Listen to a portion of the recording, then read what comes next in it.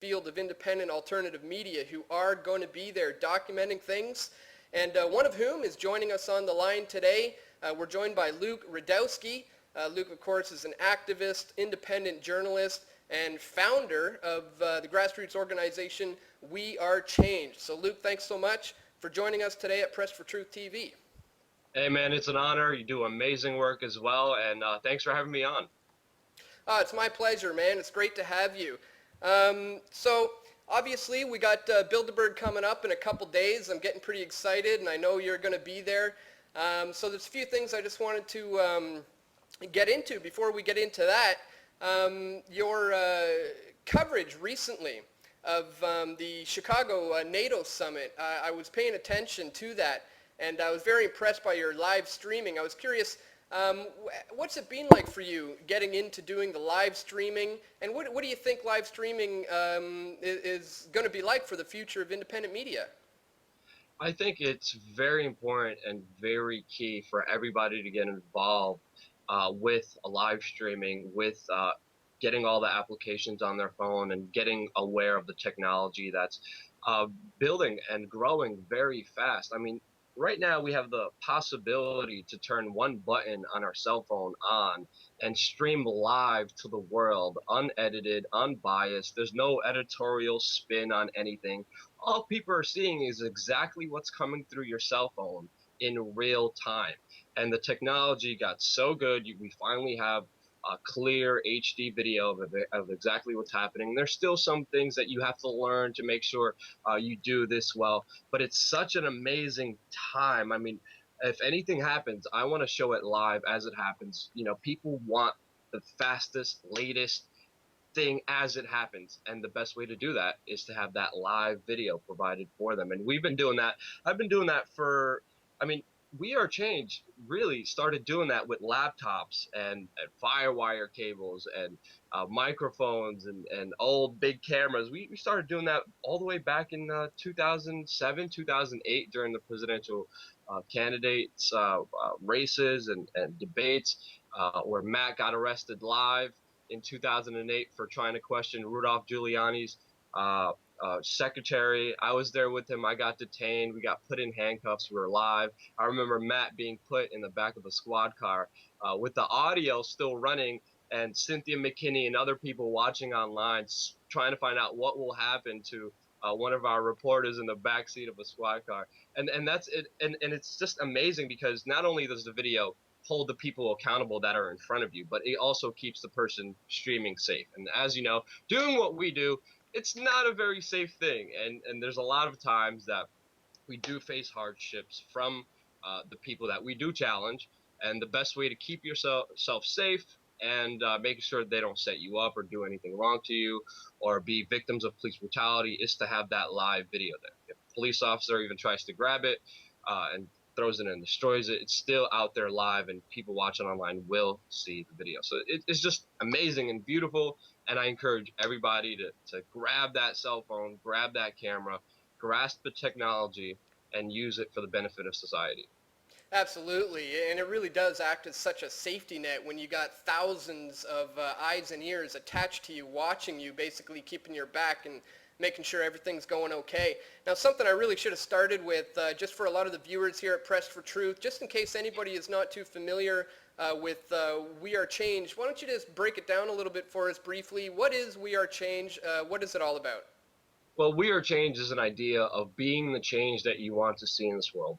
It's not really a group or an organization or it's just about being the change you want to see in this world positively to benefit society. And one of the ways I see that I could benefit society, and I think everybody else uh, uh, should go down this route, uh, is instead of hating the mainstream media, is being the mainstream media, because I think they're responsible for a lot of the troubles that we're facing. And instead of just pointing fingers and concentrating on the negative and concentrating on they're bad, they're not doing their job, why don't we just, understand that fact, not put all of our energy into it, and put all of our energy into actually a solution, into being the media, into providing uh, aspects that they can't provide, that they won't provide, asking questions that they will never ask, asking them. documenting things that they are afraid to document, afraid to talk about. So my main thing is don't hate the media, be the change you want to see in this world. Think about solutions. Stop concentrating on the negativity, on the problems, on how bad things are, because really it's all about our complicity.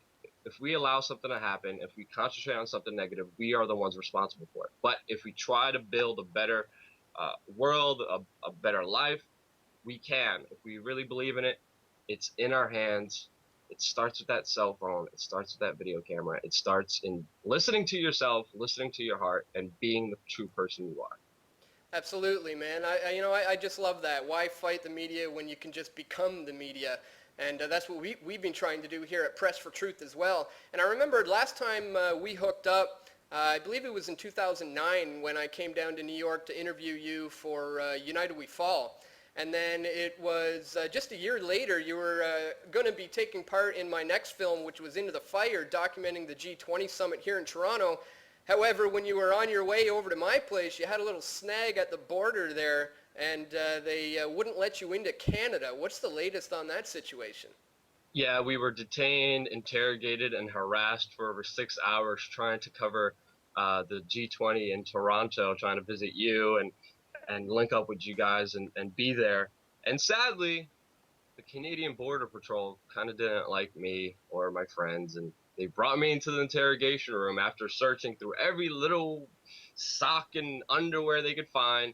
They brought me into the interrogation room, and on their video screens, they had videos of me at the G20 in Pittsburgh, bullhorning the police lines, documenting the police brutality, and they simply asked me about 5 times the same question, started interrogating me. But this is the meat of the story. They said I had an FBI record that I was unaware of, that said I was guilty of a misdemeanor. I was never found guilty of any misdemeanor. I have no criminal record. I was arrested, but my charges were dropped when I tried to question Mayor Bloomberg and illegally detained. Went through a year and a half of court hearings. The hearing got dropped, and 6 months after the hearing got dropped, going to Canada, they said I have an FBI record, that I'm guilty of a misdemeanor. I said, no, I'm not. That's not true. They said, well, we don't care anyway. Now you can't enter Canada for about 10 years. If you try to come in again, we're going to hold you in court and try to trial you. So I'm like, I was just shocked, and it really hurt me because I really wanted to be there with you and to document everything that was going on in Toronto. But it's a sad state of affairs that even right now I want to go to Montreal and cover everything that's happening there. My friend Tim Pool just went over there to document everything. He wanted me to come with him, and sadly I can't do that at all because I still have this ban. And I love the Canadian people. I wish I could be there.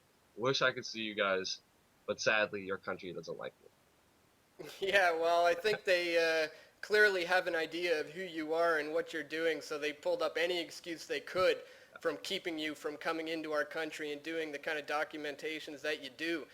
Now, speaking of which, obviously, very soon from now, the Bilderberg conference is set to take place in Chantilly, Virginia. I know you're going to be there with us as well as a whole bunch of other independent media. I know you got some big things planned for the first day at Bilderberg. Why don't you break it down for everybody? Tell us what we can expect from We Are Change on Wednesday, May 31st.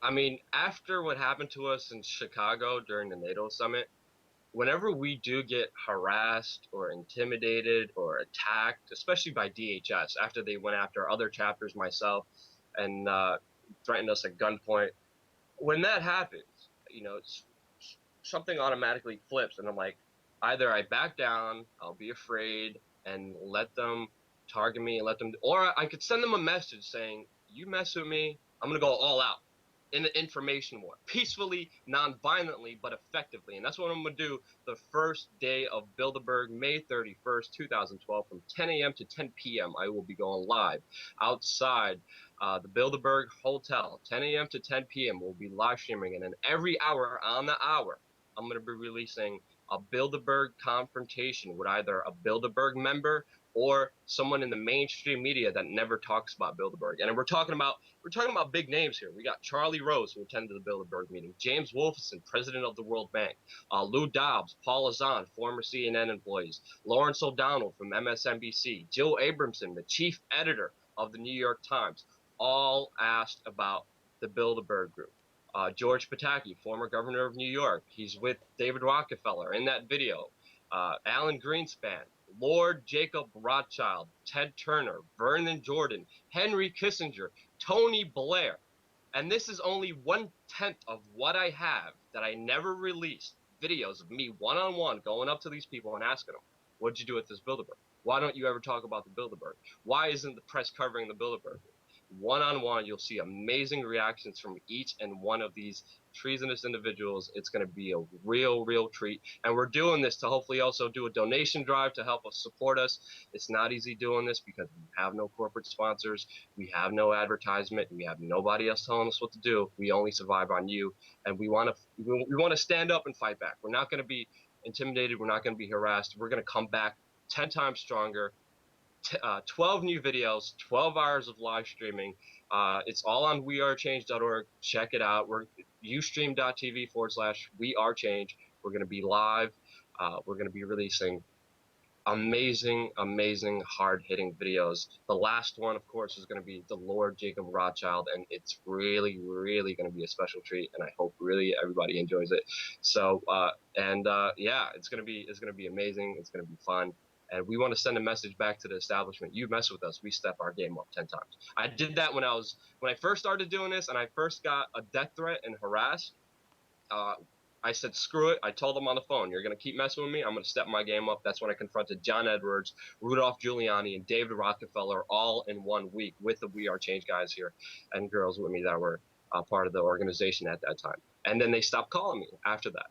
Now they're doing other things. So we're saying, all right, keep interrogating my friends about me, Department of Homeland Security. Keep pulling us over at gunpoint. Keep trying to harass us. This is what we do. We're stepping our game up. We're not going to be intimidated. We're not afraid. And May 31st, first day of Bilderberg, is going to be a huge day for the info war.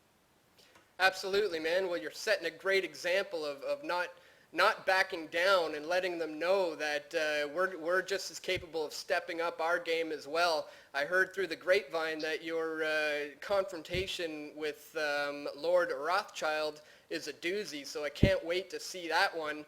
But I'll be out there on the fields broadcasting as well, so I'll have to wait until I get back to see some of that footage. But this, of course, is also to help raise funds, somewhat of a donation drive, a money bomb. I want to encourage everybody out there to donate to Luke. I mean, he is putting himself out there, putting himself on the line.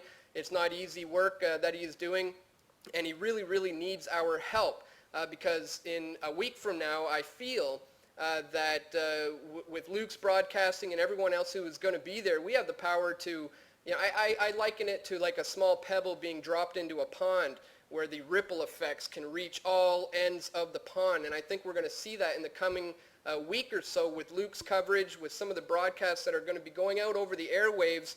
We have the potential to reach millions of people with this message that a very secretive elite group known as the Bilderberg meets every single year. So again, Luke, we're really looking forward to your coverage, and I'm looking forward to hooking up with you down there in Chantilly in a couple days, man.